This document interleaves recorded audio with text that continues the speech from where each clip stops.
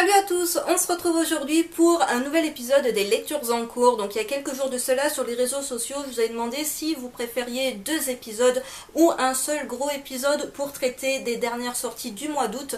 Et vous avez majoritairement préféré avoir un seul gros épisode, donc le voici aujourd'hui.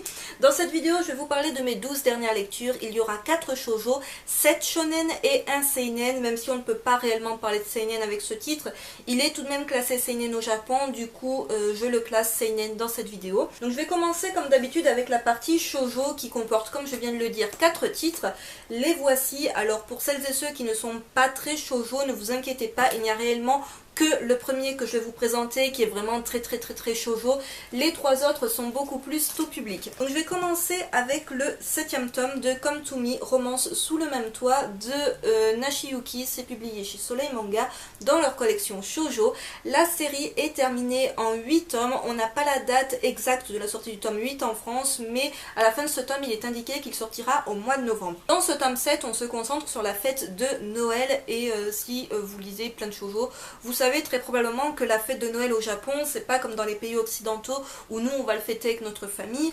Au Japon, apparemment, enfin du moins si je m'en tiens à ce que je vois dans les shoujo, il est pour tradition de fêter la fête de Noël avec son amoureux ou son amoureuse. Et c'est ce qui se passe dans ce tome 7. Qui dit fête de Noël avec Monsieur Mano, dit bien évidemment une fête de Noël dans un hôtel de luxe. Du coup, Mireille se prépare à ce que ça soit le grand soir, puisqu'ils doivent dormir dans la même chambre. Elle prévoit la lingerie, elle prévoit tout ce qu'il faut pour que ça soit vraiment parfait, et elle se fait vraiment une idée bien précise de ce que va être cette soirée, c'est-à-dire qu'en gros ça va être leur première fois. Donc ça je n'en dis pas plus, je vous laisse le découvrir. J'ai vraiment bien aimé la manière dont le tome traite justement ce passage là. J'avais peur vraiment qu'on soit dans le cliché shoujoesque par excellence. Alors pour rappel, il s'agit d'une héroïne qui est tout de même assez jeune, qui est mineure et qui a une petite différence d'âge avec son petit ami. Et je trouve ça bien justement que l'auteur prenne cela en compte pour cette fameuse scène clé de ce tome 7. Donc c'est un tome que j'ai bien aimé. Voilà, c'est pas un coup de cœur du tout. Heureusement que la série est sur le point de se terminer avec le dernier tome. Je ne pense vraiment pas... Je vais pas vous montrer ça. Je ne pense vraiment pas que le dernier tome change quoi que ce soit. Enfin, je sens la fin assez classique et assez vue et revue encore une fois arriver. Mais c'est pas mal du tout. Voilà, pour celles et ceux qui cherchent un shoujo pas des plus originales mais qui soit pas trop long, celui-ci est pas mal. Ensuite je passe à un shoujo beaucoup plus fun. Il s'agit du second tome de Zombie Cherry de Shoko Konami, qui est encore une fois la mangaka à laquelle on doit Shinobi Life, et c'est publié chez les éditions Akata. Donc la série est terminée en 3 tomes et le dernier tome sortira en France le 8 décembre. J'ai adoré ce second tome de Zombie Cherry. Le premier tome est un véritable coup de cœur. J'avais adoré l'originalité d'avoir une héroïne qui se transforme en zombie. Mais voilà, c'est pas le zombie horrible ou quoi que ce soit, c'est vraiment des situations vraiment excessivement drôles. Donc notre héroïne Miyu se fait petit à petit à sa condition de zombie, et surtout au fait que cette condition ne va pas durer bien longtemps, puisqu'en fait elle est morte vivante du fait de l'effet de la cherry soup qui la maintient en vie. Et elle sait que quand cet effet va s'estomper, elle va mourir pour de bon. Et avant de mourir, elle veut au moins avoir pu avouer ses sentiments à Tono, qui est le garçon dont elle est éperdument amoureuse depuis le premier tome, et qui est un garçon avec lequel elle partage la passion de tout ce qui est de l'univers de l'horreur, sauf que celui-ci est complètement anti-zombie. Du coup on en sait un peu plus sur le personnage de Tono, parce que c'est un personnage qu'on savait un petit peu effacé, pas trop intéressé par les filles, même si toutes les filles lui tournent autour. Et dans ce second tome, on découvre que le mec... c'est pas un salaud, mais on n'est pas très loin du salaud. Alors on est dans un triangle amoureux pour rappel avec cette série là. Alors oui, d'ailleurs on m'a demandé plusieurs fois d'ailleurs sous 2-3 vidéos de conseiller des triangles amoureux. Là il y a du triangle amoureux, l'héroïne est amoureuse donc du mec qui est pas spécialement le bon mec finalement. Et elle ne se rend pas compte que son meilleur ami est amoureux d'elle.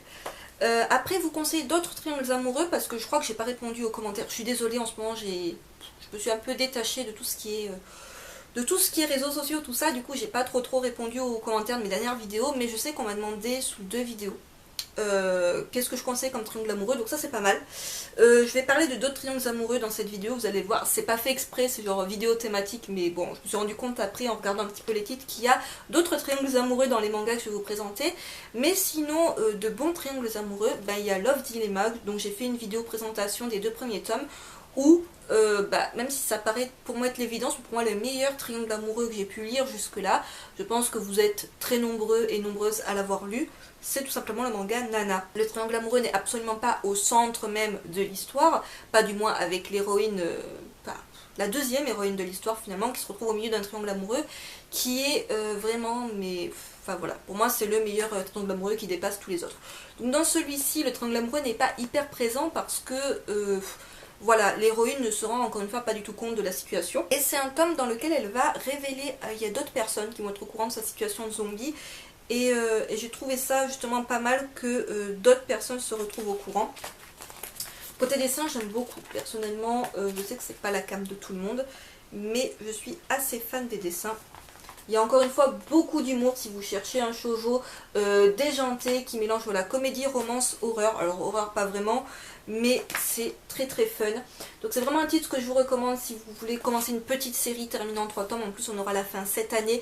Elle est vraiment géniale et ça donne vraiment envie de découvrir le dernier tome et de savoir si notre héroïne va trouver ou pas une solution à son problème. Je passe à présent à un 3e shoujo à propos duquel j'avais un avis assez mitigé concernant le premier tome. Il s'agit du second tome de Desperate Housecat & Co. de Rie Arai. C'est également publié chez Akata, mais cette fois-ci dans la collection What the Fuck.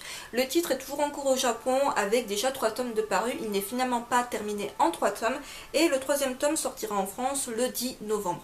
Alors j'avais fait, dans un book haul, j'avais fait une présentation vite fait des premiers tomes de Zombie Cherry et de Desperate Housecat qui étaient sortis simultanément. Et autant le premier tome de Zombie Cherry était un gros coup de cœur, autant le premier tome de Desperate Housecat & Co était un demi-flop parce que je m'attendais clairement à beaucoup mieux. Et ce second tome me réconcilie un petit peu avec la série. On n'est pas encore dans la série coup de cœur que je vais vous recommander absolument si vous êtes passé à côté, mais si vous cherchez une série divertissante avec de l'humour, avec des tas et des tas de petites histoires, du coup, c'est ça qui est bien. C'est qu'il y a plein de petites histoires avec plein de personnages qu'on avait découverts dans le premier tome, qu'on redécouvre dans ce second tome. On découvre de nouveaux personnages d'ailleurs, dont le personnage de Yo-Yo, une jeune chienne et son maître, et Coin Coin. C'est hyper original, attention suspense, Coin Coin est un canard. Donc on découvre ces 2 nouveaux personnages dans ce tome 2. On découvre un peu mieux le personnage de Deneuve, donc la chatte que vous avez sur les couvertures des tomes. Et je trouvais ça dommage justement dans le premier tome que le titre s'appelle Desperate Housecat, qu'il y ait un chat sur la couverture et que finalement le chat on le voit que très très peu dans le premier tome. Là on la voit beaucoup plus et j'ai adoré voilà, retrouver ce personnage qui se prend pour une diva, qui est voilà, le chat à la beauté, mais vraiment elle se prend pas pour n'importe qui est amoureuse d'un jeune lycéen donc qui s'appelle l'ado beau gosse, parce que oui, vous avez une petite présentation des personnages sur la 4e de couverture et c'est l'ado beau gosse. Le personnage du Kappa également, dont j'avais pas parlé, il me semble que j'ai présenté le tome 1, on a le Kappa beau gosse. Voilà, je vous montre le Kappa beau gosse, qui est toujours accompagné de ce gamin, et le Kappa se balade toujours à poil. Et on imagine que le Kappa est très bien foutu. Du coup, c'est vraiment c'est super drôle. Les scènes avec le Kappa, je réinsiste sur le Kappa, mais le Kappa est vraiment hilarant. Parce qu'on le voyait pas trop, on le voyait genre 2 ou 3 fois vite fait dans le premier tome, mais il est vraiment hilarant. Voilà, mais vraiment on a des scènes je trouve beaucoup plus pertinentes dans ce second tome que dans le premier, au niveau de l'humour hein, j'entends. On voit beaucoup le canard dans le tome 2 en fait. Le canard qui est qui apparaît dans des situations hyper angoissantes, on se dit mais qu'est-ce qui va apparaître? Un canard. Un nouveau personnage qui est avec sa petite chienne Yo-Yo. Et en fait, sa chienne est adorable, toutes les petites filles veulent la câliner, veulent la caresser, veulent s'en approcher parce qu'elle a l'air trop mignonne. Mais le gars il est embêté parce que non, il faut pas l'approcher parce que moi après on va me voir comme le gros pervers qui se balade avec un chien tout mignon juste pour attirer les petites filles. Voilà, c'est pour vous dire le genre d'humour qu'on a dans ce tome, le fameux Pichou, que j'avais vraiment beaucoup aimé dans le premier tome. Donc c'est un second tome qui m'a réconcilié avec la série et même si ça ne sera pas un coup de cœur, même si ça ne sera peut-être pas dans un top de fin d'année, c'est franchement assez fun. Si vous cherchez un truc divertissant, Il y a un peu de romance, hein, mais vraiment c'est plus l'humour qui prime que la romance dans ce genre de série. Je conclus la partie shoujo avec un dernier titre qui n'est absolument pas girly ou dégoulinant de bons sentiments. Il s'agit du 5e tome de la série Le Requiem du Roi des Roses de Aya Kano, qui est pour rappel l'auteur à laquelle on doit Ottomen. La série est publiée chez Kiyun dans leur collection Seinen, mais c'est bien un shoujo. La série est toujours en cours au Japon avec déjà 6 tomes de parus et on n'a pas la date pour la sortie du tome 6 en France.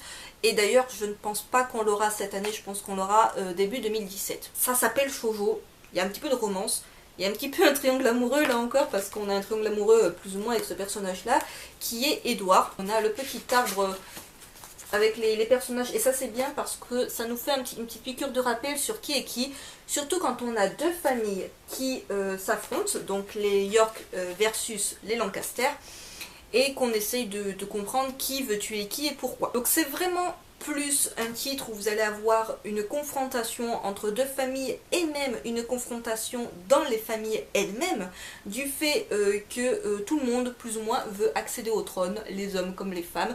Donc tout le monde a envie d'y arriver par tous les moyens possibles et inimaginaux.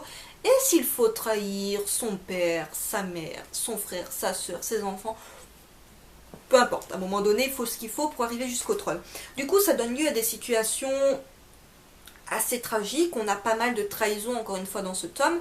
On a une petite avancée de l'histoire, donc le personnage d'Edouard qui est mis en avant. Je sais, cette couverture est sublime avec cette couleur qui rappelle un petit peu l'automne, qui n'est absolument pas près d'arriver. J'ai adoré ce tome, parce que j'adore le personnage d'Edouard, qui est un personnage qui se méprend, je pense, complètement à propos du personnage de Richard. Il est éperdument amoureux de Richard, sauf que il est persuadé que Richard est une femme. Alors, on n'est pas dans du yaoi, voilà. Il me semble que Sayu, tu avais dit, parce que j'ai regardé, j'ai pas encore commenté, mais j'ai vu ta dernière vidéo dans laquelle tu parlais des tomes 2 et 3 du Requiem du Roi des Roses, que tu avais peur que ça parte en yaoi. No Susai, ça ne part pas du tout en yaoi, les relations ne sont pas de cet ordre-là. Donc on va surtout suivre la petite, voilà, les aventures, on va dire, de Edouard et Richard, sachant que on est toujours dans cette lutte de pouvoir, de trahison, de j'aurai le trône pour telle ou telle raison, parce qu'il y en a qui veulent le trône pour des raisons plus nobles que d'autres. On ne s'ennuie pas, on va de révélation en révélation, et de rebondissement en rebondissement, et de suspense en suspense. Donc vraiment, si vous aimez les shoujo un petit peu faussement historiques, il y a un petit peu de romance, comme je viens de le dire, mais vous inquiétez pas, ça dégouline pas de bons sentiments, et on est plus dans les luttes de pouvoir que dans des querelles amoureuses, quoi qu'il en soit. C'est vraiment pas mal du tout, c'est une très belle adaptation, encore une fois, du Richard III de Shakespeare, et ça vaut vraiment le détour. Je vais à présent passer au plus gros morceau de cette vidéo. Il s'agit de la partie shonen, donc je vais essayer d'aller assez vite pour ne pas que cette vidéo dure 2 heures. Je vais commencer avec le tome 22 de Black Butler de Yanato Bosso, publié chez les éditions Kana. La série est toujours en cours au Japon avec déjà 23 tomes de parus. Et on n'a pas la date pour la sortie du tome 23 en France. Alors déjà un petit focus sur cette magnifique couverture qui n'a strictement aucun rapport avec le contenu du tome, mais qui est tout de même magnifique. On a un petit peu la conclusion de l'arc avec la sorcière verte. Parce que très clairement pour moi c'est une conclusion d'arc et une transition avec ce qui sera un nouvel arc. Et on a la réapparition du personnage de Undertaker. Donc si vous avez suivi la série jusque là, vous savez que Undertaker, il n'était pas aussi sympathique qu'au début de la série, parce qu'au début de la série c'est le gars qui était franchement assez fun et qui était complètement décalé, et qui est un personnage que personnellement j'aimais beaucoup. Mais on se rend compte au fil des tomes qu'il est pas vraiment du côté des gentils, mais alors genre pas du tout. Il se passe pas grand chose très clairement dans ce tome 22, comme je dis c'est plutôt un tome transitoire. Du coup on a en fait les personnages de la sorcière verte et de son espèce de valet, donc qui s'appelle Wolf, qui vont être amenés par Ciel, Sébastien et compagnie en Angleterre pour rencontrer la reine d'Angleterre, rien que ça, et pour leur faire part en fait de leurs connaissances scientifiques, puisqu'en fait la sorcière verte est à l'origine du gaz moutarde, de l'arme du gaz moutarde, et pas que, puisque voilà, elle a créé une autre arme il me semble. Il n'y a pas grand chose d'autre. Ce que j'ai par contre adoré dans ce tome, je montre les dessins, parce que par contre les dessins, je suis toujours aussi fan des dessins de l'auteur. Ce que j'ai bien aimé par contre dans ce tome, c'est qu'on a un chapitre bonus, mais complètement what the fuck par rapport à l'histoire, dans lequel en fait on va rassembler les personnages qui ont eu, c'est le vote en fait des lecteurs qui ont voté pour leur personnage préféré. Du coup il y a des personnages qui se retrouvent plus ou moins dans ce top, et en fait les personnages de la série vont s'affronter pour essayer d'avoir la meilleure place. Qui dit meilleure place dans le classement dit en fait le plus gros pouvoir, le plus cheaté au monde. Exemple de personnages qu'on retrouve aussi. Vraiment on retrouve plus ou moins tous les personnages de la série. Cette illustration là, je la trouve sublime. Je sais pas comment ça va rendre à l'écran là, mais c'est vraiment magnifique. J'ai oublié de vous dire du coup, c'est que ce tome se conclut un petit peu sur un lâcher de bombe de la part de Undertaker qui en gros va faire une action qu'on ne va pas trop comprendre avec Ciel, et on sent que ça va avoir des conséquences pour la suite.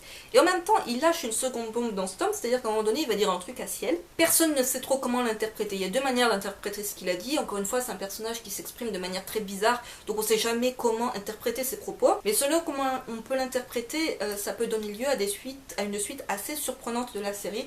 Donc c'était un tome qui était bien. Voilà, en même temps j'adore cette série, je ne suis absolument pas objective avec elle, mais j'ai hâte de voir ce que l'auteur nous prépare pour le tome 23 et peut-être le nouvel arc de la série. Je passe à présent au 6e tome de Senseiya Sentia Sho de Masami Kurumada et Shimaki Kuore, c'est publié chez Kurokawa.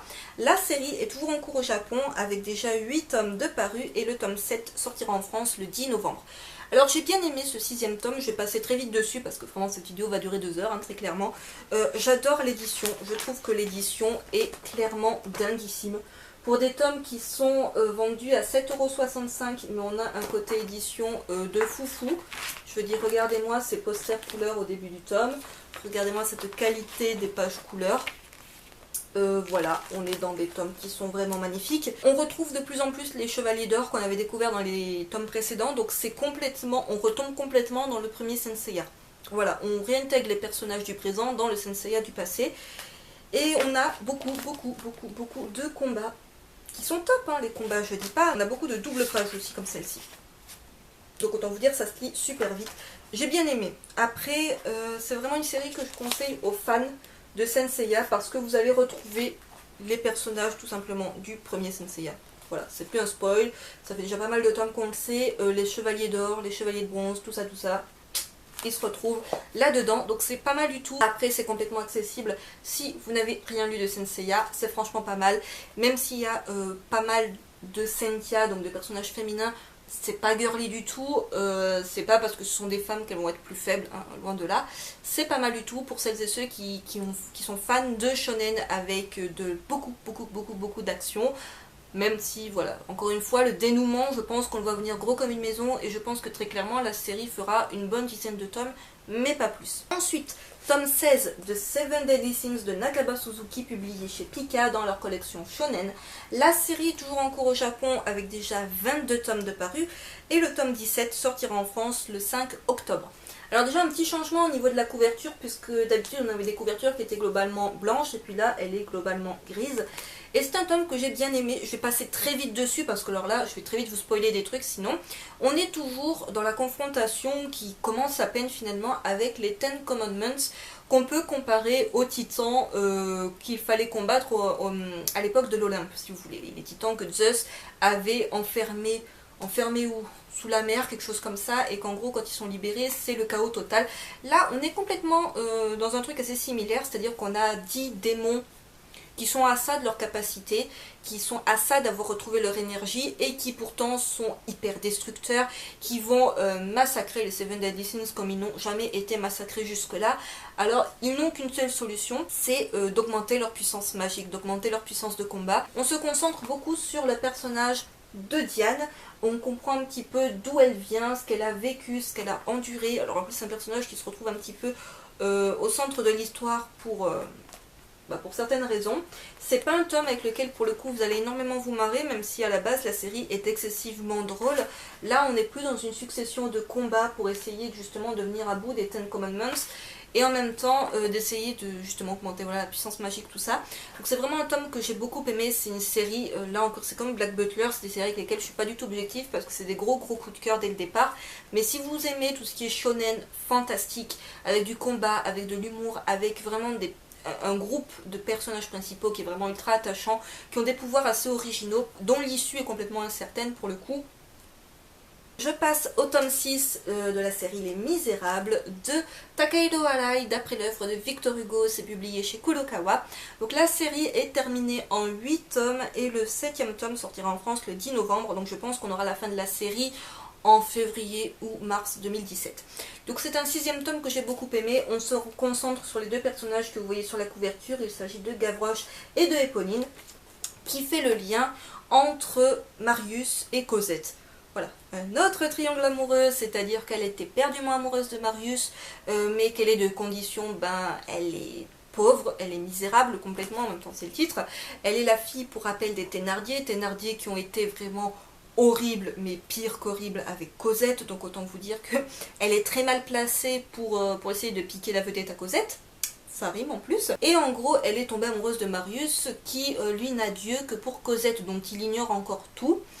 Et en fait, leur relation va être un petit peu très vite mise à mal. Voilà, ça je n'en dis pas plus, je vous laisse découvrir pourquoi. Mais c'est toujours pareil, Jean Valjean, il va toujours être rattrapé à un moment donné par son passé. Il y a toujours des gens qui vont vouloir lui faire rappeler que, mec, à la base, t'es bagnard, t'es pas sauveur de l'humanité, t'es pas le gars pour lequel tu te fais passer. Et même si maintenant t'es devenu gentil, tu es apprécié de beaucoup de monde, t'as quand même un passé de bagnard, t'as quand même un passé très très très difficile et t'étais pas censé t'en sortir comme ça.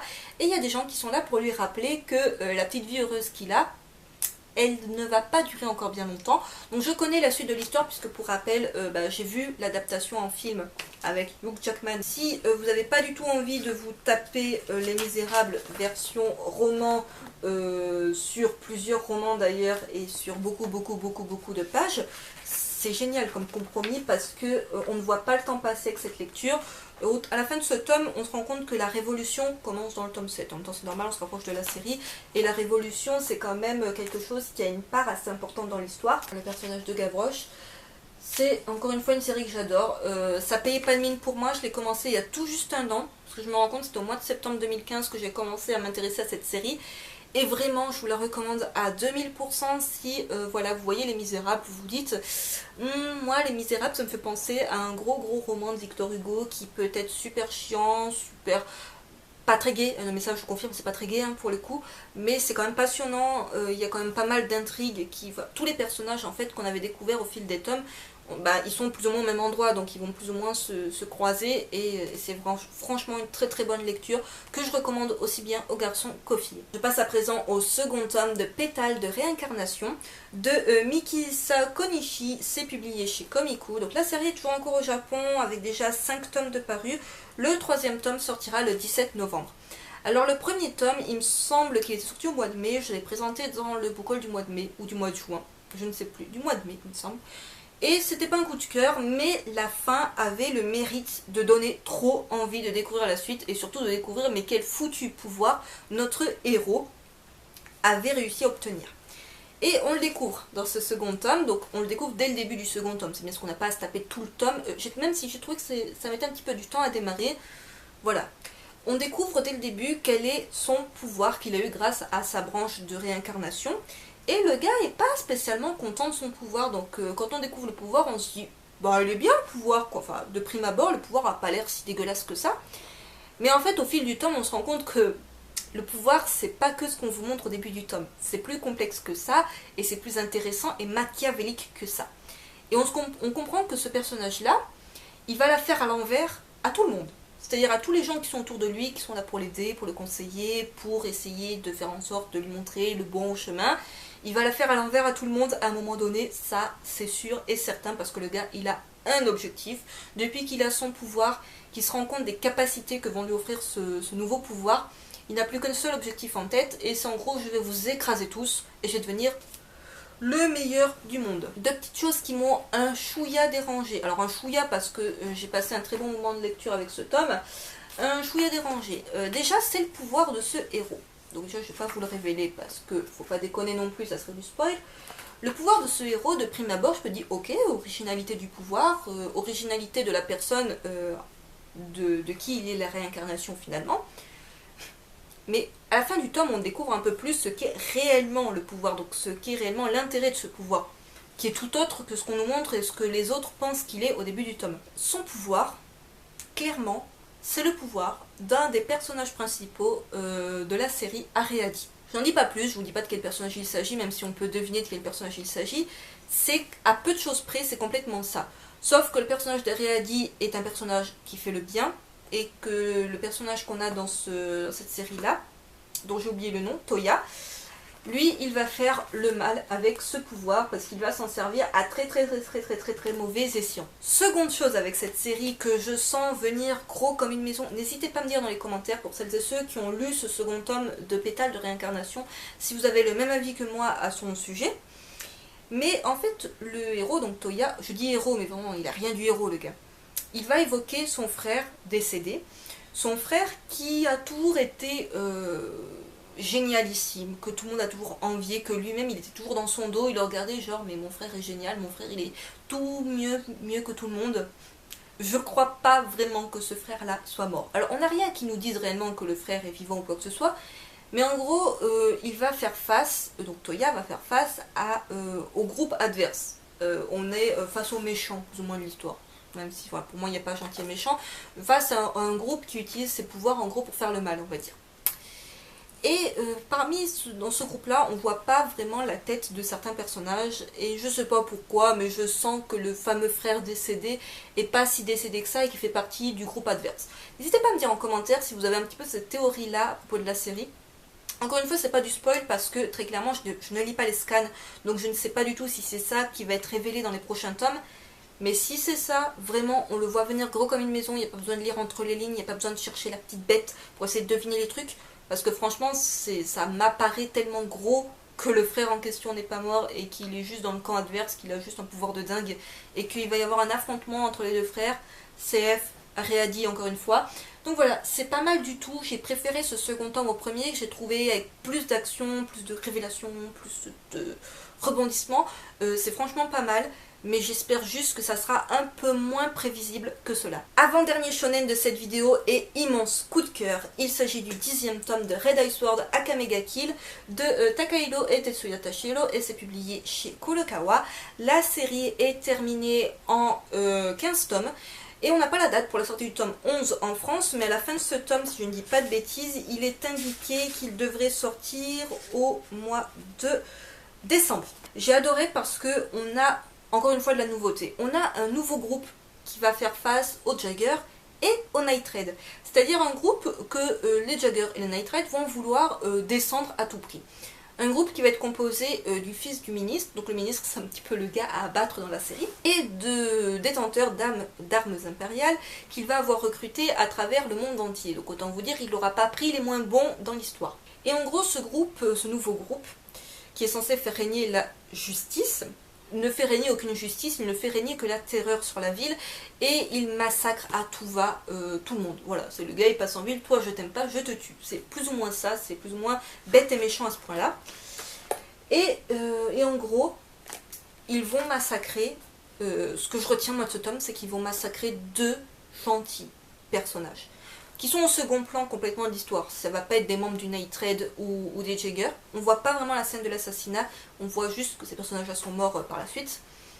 Ça m'a fait penser, alors là je vais pas spoiler, je vais pas dire le nom du personnage pour celles et ceux qui n'ont pas lu ou pas encore vu ce passage-là de la série, même si c'est une série qui date un petit peu maintenant, dans Full Metal Alchemist, quand il va y avoir la mort d'un des gentils personnages au milieu de la série. Et qu'à partir de là, ça va être un bouleversement dans la série. Je ne dis pas le nom, même si, voilà, si vous avez lu Full Metal ou vu Full Metal, vous savez de qui je parle. Ça m'a complètement fait penser à ça. Mais ça, il n'y a aucun rapport avec les deux séries.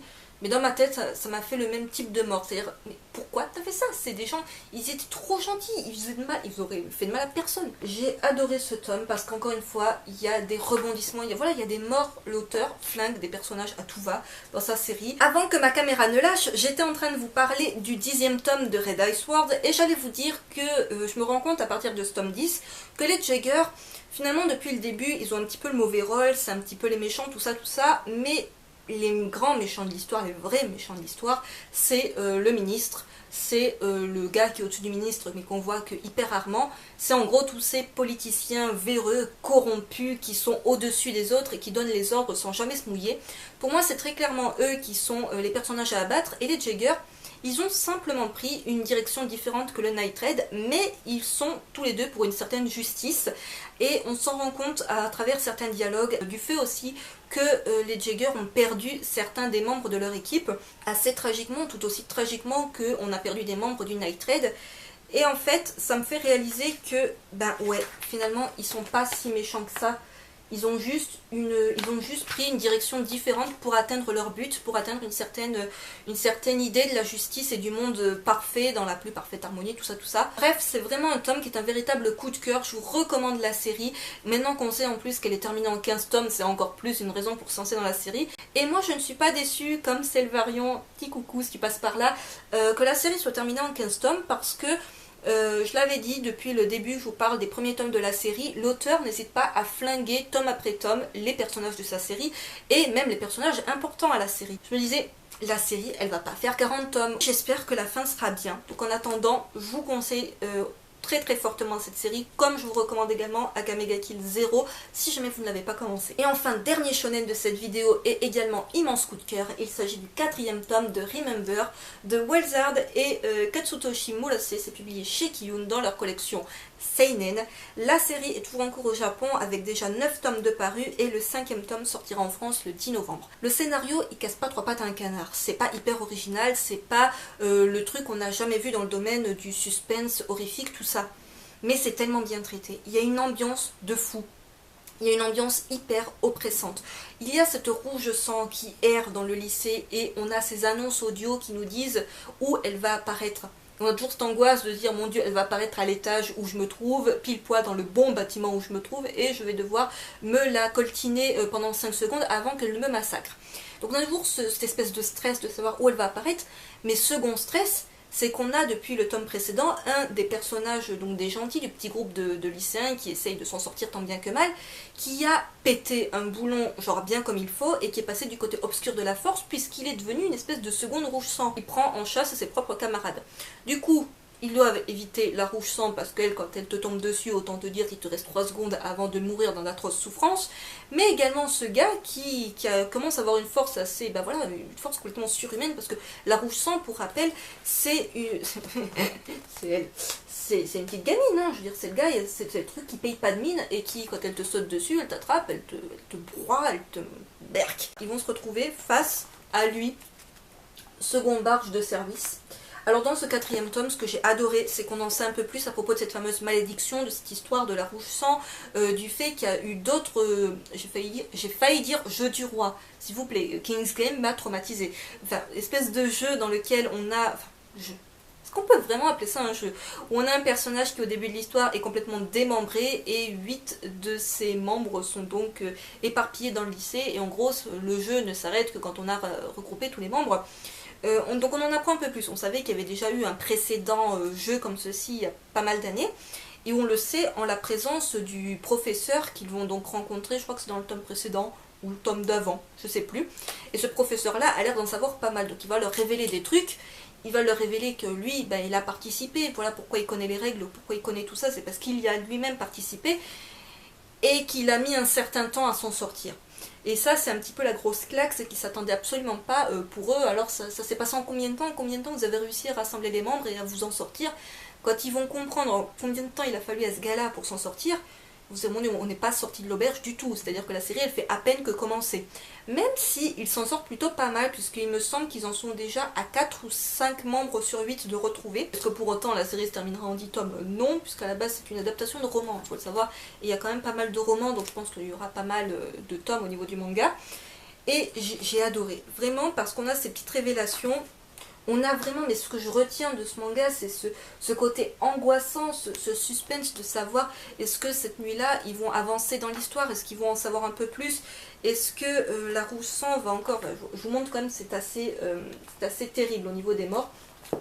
Mais j'ai trouvé ça génial parce qu'on n'est pas dans une petite routine, ça peut être hyper répétitif et c'est à la fois hyper passionnant à suivre. Donc si vous êtes fan de manga d'horreur qui soit tout de même un petit peu violent, on n'est pas sur du public averti, on n'est pas réellement sur du seinen puisque le titre est classé shonen au Japon. Mais c'est vraiment un petit plaisir de manga à suivre, même si encore une fois voilà, le scénario de base il tient à pas grand chose, mais pour l'instant il nous tient en haleine et ça c'est le principal. Et je conclus cette vidéo avec le seul seinen que j'ai lu, mais vous allez le voir, c'est pas réellement du seinen. Il y en a qui vont me dire que c'est du kodomo, c'est classé shonen en France, bref, chacun le classe un petit peu comme il veut. Il s'agit du 3e tome de Gon de Masashi Tanaka, c'est publié chez Pika dans leur collection shonen. Il s'agit de la réédition, la précédente édition était chez Casterman. La série est terminée en 7 tomes. Le 4e tome devrait sortir le 19 octobre. Plus ou moins tous les tomes sont annoncés jusqu'à la fin de l'année. Mais très clairement, je ne vais pas prendre les dates qui sont données pour argent comptant. Car pour rappel, les 2 premiers tomes de la série étaient sortis simultanément fin 2015. Voilà, c'est-à-dire que je vous avais présenté, il me semble, dans le book haul du mois de décembre de 2015. Je vous avais dit que c'était vraiment génial, tout ça, donc je vous y renvoie si vous n'avez pas vu cette vidéo, si vous voulez un avis à propos du début de la série. Et ce 3e tome, ben voilà, il aura mis un peu plus de 8 mois à arriver, ce que je trouve pas mal, hein, 8 mois pour débarquer. Je vais aller très vite, hein. C'est un manga qui est sans texte. Alors est-ce que pour autant c'est un kodomo qu'on peut conseiller aux enfants, tout ça? Non. Pour plusieurs raisons, selon moi. Déjà, au niveau du dessin, on est sur du dessin hyper réaliste. Comme vous le voyez, c'est magnifique. Niveau dessin, franchement, c'est sublime. Mais je ne pense pas que c'est un genre de dessin qui s'apprécie quand on est tout petit. Quand je dis tout petit, j'entends qu'on est à la maternelle, qu'on n'est pas encore en primaire. Pour moi, en primaire, on commence déjà à pouvoir apprécier certaines choses et tout. Même si on ne comprend pas encore tout, on peut quand même apprécier plus de choses. Ça, c'est du dessin qui, pour moi, s'apprécie plus en tant que jeune adulte et adulte. C'est pas du dessin comme Animal Kingdom, où même si vous avez dit c'est pas pour les tout petits, au niveau du dessin, vous pouvez se dire attends, mais c'est tout mignon, c'est pour les tout petits. Là, ok, c'est un bébé T-Rex, ça peut être adorable, un bébé T-Rex qui est dans un monde où il n'y a plus de dinosaures, où il n'y a plus que des animaux. Voilà, comme vous voyez cet aigle, comme vous avez vu dans les extraits que je vous ai montrés. Mais on est face à des scènes où le petit dinosaure tout mignon, il ne faut pas oublier que le T-Rex c'était quand même un carnivore, un carnassier, un prédateur. Et qu'est-ce qu'il va faire? Il va massacrer des animaux pour survivre. Donc oui, chaîne alimentaire, certes, on a les carnivores qui bouffent les herbivores, chaîne alimentaire, chaîne naturelle de la vie. Est-ce que pour autant un public de 2 à 6 ans a envie de voir ça? Est-ce que vous avez envie de montrer ça à un enfant? Alors il n'y a pas de texte, vous me direz, attends, un enfant il va apprécier ça, c'est joli, il y a des belles illustrations et tout. Mais pour moi, on n'est pas sur quelque chose de tout mignon, de tout adorable, de tout innocent. Et je suis peut-être trop naïve de dire ça comme ça, mais je ne présenterai pas ça à des enfants trop jeunes. N'hésitez pas à me dire pour celles et ceux qui ont des enfants, justement, qui sont peut-être voilà, en tant qu'adultes, qui regardent ces vidéos pour trouver des inspirations de lecture pour leurs enfants ou même pour eux-mêmes. Est-ce que vous conseillerez ça à un jeune enfant? Et quand je dis un enfant de moins de 6-7 ans. Encore une fois, c'est génial. Il se passe... voilà, hein, c'est Gon qui essaie de survivre dans ce monde de brutes. Voilà, tout simplement. C'est franchement pas mal, mais je mets un petit haut là concernant le très jeune public qui pourrait se sentir visé par ce genre de titre. Cette vidéo est à présent terminée, j'espère qu'elle vous aura plu, qu'elle n'aura pas été trop longue surtout. N'hésitez pas à me dire dans les commentaires si vous avez lu certains des titres que j'ai présentés dans cette vidéo, votre avis à leur sujet, n'hésitez pas non plus à me dire ce que vous avez lu dernièrement, et à me dire également si parmi les titres que je vous ai présentés dans cette vidéo, il y a des titres qui vous donnent envie ou absolument pas. N'hésitez pas encore une fois à me donner votre avis à propos, comme je l'ai dit, de Pétales de réincarnation et même de Gon.